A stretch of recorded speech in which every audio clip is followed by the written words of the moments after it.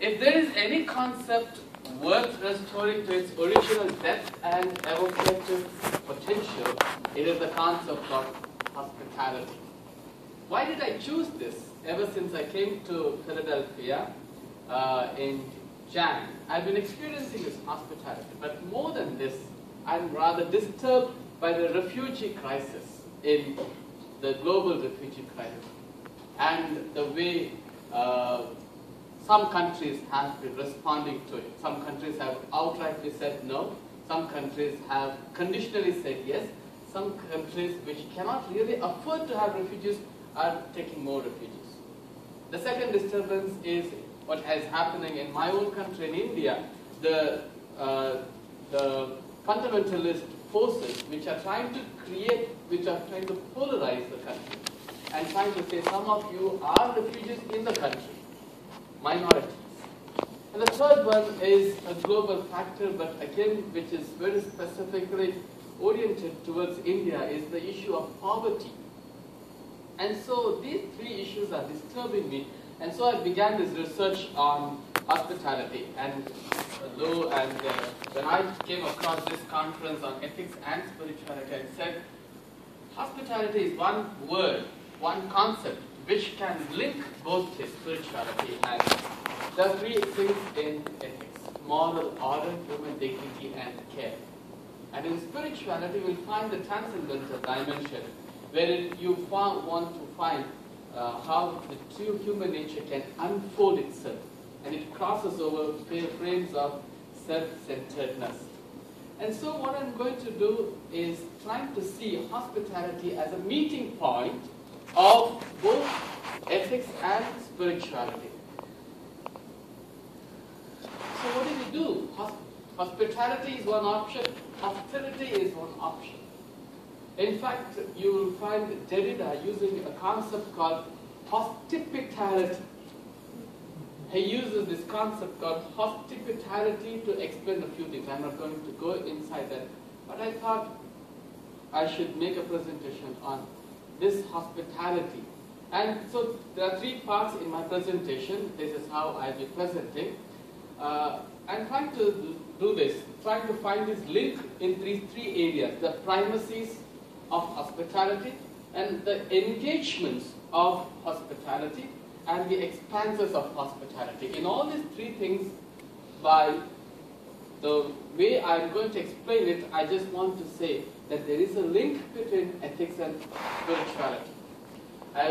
For want of time, and because we are running too late, I'll just mention here and there a few things and then end. Primacies. I would like to focus on 10 primacies. In hospitality, the easiness of hospitality, the instigate or something of that word, which means in hospitality you find these 10 things. The primacy of food. And this is, by the way, this is our traditional South Indian way of presenting food. There is a beautiful verse, and I'm not going to read the Sanskrit verse. The meaning is this: donating 1,000 elephants and horses, donating 10 million cows, donating any number of vessels of silver and gold, donating the entire land to sea, offering the entire services of that kind, helping in the marriage of 10 million women. All this is never equal to Annadanam, the feeding of hungry and needy. Annadan in Sanskrit, Annadanam in my language, Tamil, we use this concept to understand that the primacy in hospitality, the prime thing is about sharing of food. That is what we experienced. When the moment we came, everyone said, go and have something. Go and have something for lunch. Food. And this is one important verse that we find. And this verse would say, whatever you do, the basic thing, nothing equates Annadanam, which means sharing of food. I just want to go to this great man called Ramalinga Swami, and he is a great seer, and he has written a big Thiruvarutpa, and here we find he started in the year, I don't know if you can see this here, in the year 1867, he started this a stove, and he said, I want people to be fed. In 1807, it was started on May 23rd. Till today, the stove has not been extinguished. And that is one of the ashrams that he started. And what is written in Tamil means Anaya Aduppu, which means a stove that has never been extinguished. Just to say that food is an important element in hospitality. The second one is, this is how the people are being fed. For 142 years it has been happening. The second one is the primacy of gifting. Now all of us like this, the whole concept of gifts. But Jainism would talk about 4 types of gifts. Ahara Dana, which means gifting food. Aushadha Dana, which means gifting medicine. Jnana Dana, which means gifting knowledge. And Abhaya, the gifting of fearlessness, which means you protect freedom from fear. Now there is this whole story in Mahabharata. I'm going to skip this story because for want of time. But the story is about 2 pigeons. The hunter has caught one pigeon, and when he goes in the evening to get shelter under a tree, the lady pigeon tells the male pigeon that is on the top, you fall down and give yourself as a gift. The whole story, I don't want to elaborate the story, but the meaning of the story is sacrifice. Gifting is to give till you are able to sacrifice yourself. The third one is the primacy of oneness. Again, you will find this primacy of oneness in a concept in the Tamil spirituality and Tamil philosophy, which is called, which is the Tamil verse is here, the English verse is there. Yadum Ure, Yavurum Keli. It just means the whole world. Now,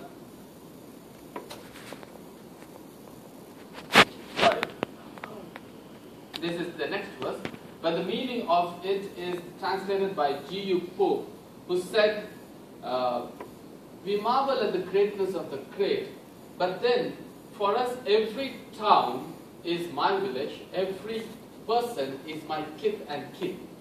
The whole idea that we are presenting is, you and I may be different, but we are not actually different, we are all one. A similar concept you find here in this idea of universal, you'll find this idea that one is a relative, the other stranger, say the small-minded. The entire world is a family, and that is the last word, Vasudhaiva Kutumbakam, which means we are one family, one brotherhood is all that we share. I come to the next one, the primacy of the other. Now, those of you who would like to have my paper afterwards, I can share a lot of other concepts I'm giving, but for want of time and for want of, because all of us are tired, I'm just giving a few items here and there. The primacy of the other. Emmanuel Levinas, all of us are familiar with this person. Emmanuel Levinas will talk about, I come to realize I only in the presence of you, the other. Now, hospitality is one important primacy of hospitality is when you say that the other is important. We have an important text called Tirukkural. It's a classic text. It's also considered a spiritual text. But then there is one entire chapter, and the entire chapter is about hospitality, the 9th chapter. And there, one particular, the first verse is about this. The purpose of nurturing wealth and leading a family life is to be able to be hospitable to guests. That is the Thiruvalluvar, the sage who has written this Tirukkural. He also writes another one. If one does not share this wealth with others, he is actually foolish, since he chooses to be poor amidst wealth. Then the whole thing goes on. The 9-10 verses which all talk about hospitality, wherein you are called to share with the others. Ubuntu. This concept is from African philosophy, wherein you'll find Ubuntu means I am because we are. I have no other existence apart from you. And so that is a concept where, again, the concept of oneness and brotherhood comes. The next one is the primacy of divinity. Now, this is a traditional welcome given to anyone who comes to India, or when any person of importance comes to your village. This figure is about welcoming. The primacy of divinity, which means in our classical texts we have this Matrudevo Bhava, Pitrudevo Bhava, Acharya Devo Bhava. The last one is Atiti Devo Bhava. The first one is Matradeva. Mother is God, father is God, teacher is God, and the last one is, fourth one is guest. The guest is your God, which means so much of importance. The spiritual aspect is so much of emphasized in this concept. Saint Benedict, in the Christian tradition, you will find this, Hospes Venit, Christus Venit, which means when a guest comes, you have to treat it as if Christ has come. In Matthew chapter 25, you will find that eschatological story, and in that, the eschatological story, Christ has said, when I was hungry, you fed me. When I was in prison, and then when I was naked, you clothed me. The whole idea is you treat the other as God. Whatever you did to the least of these, you did unto me. This primacy is a primacy of spontaneity. You know, when a guest comes, and this is almost all our experiences, this is our daily experience. When a guest comes to your room, you become very spontaneous. Abraham, the way he treats his guests, and I take this whole idea from the homilies of Origen. When writing in the homily number 4 and homily number 5, he talks about the hospitality by Abraham, then he talks about hospitality of Lot. And while Abraham received the guests, Abraham received them, the word hasten would come often. He hastened to cut the calf, he hastened to feed them, he hastened to the kitchen. This is very, very important, and that, I think, is one of the prime things. The next one is the primacy of mindfulness. Mindfulness is to become sensitive. I'll just tell the story. The story is about Emperor Ashoka. When Emperor Ashoka was a small kid, Lord Buddha came, and Emperor Ashoka and his friends, they were playing here. This is the 2nd century art or something, and sculpture, which is not too clear. These two guys were playing, and when Ashoka saw Lord Buddha, he picked up some dirt he was playing, and he took some dirt, and he said, Lord Buddha is coming. I have nothing else to offer, so I will offer him this dirt or what was sand as grace. And Lord Buddha accepts it, receives it. So the story goes on that Lord Buddha did not make a face, because what was important, he considered, was the intention of the emperor, of the little boy Ashoka. So the intention matters. So the primacy of mindfulness is, how mindful are you of the guest, of the other? It calls to become aware of the value of the person, both the giver. I value myself, you the receiver, you are also valued. The next one is the primacy of accompaniment. I like this word accompaniment because it reminds us of a very spiritual value, the value of pilgrimage. And I'm sure in every tradition we have this whole concept of pilgrimage. But just to quote from the Bible, all these people are still living by faith when they died. They did not receive the things promised. This is in reference to Abraham and the ancestors.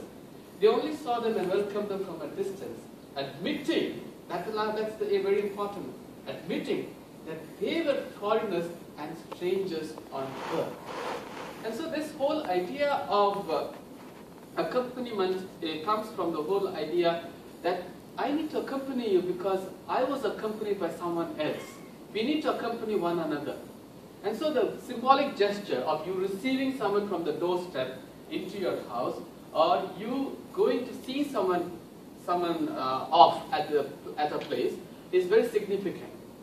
This just reminds me, if anyone of you has been to India, you will find our airports and our railway station and our bus stands with lots of people. Not that they are traveling. Most of them have come to either receive or see off people. And that's part of the culture, because, and I think this is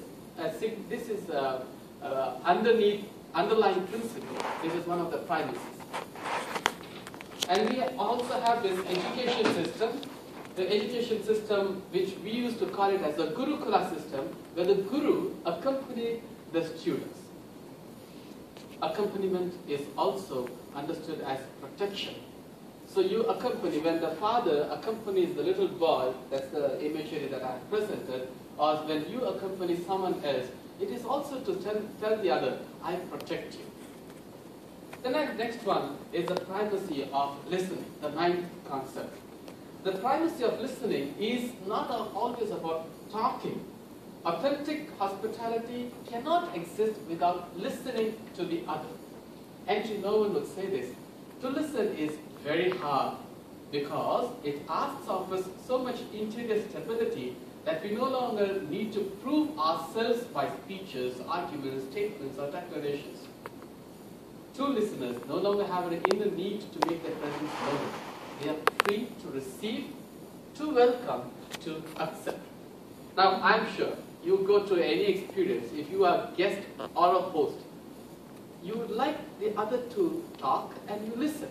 If you are a chatterbox and you like to talk and talk and talk, the guest, I'm sure, in 10 minutes time will say goodbye, I'm leaving this place. A guest, to feel hospitable, should have that space to talk and you to listen.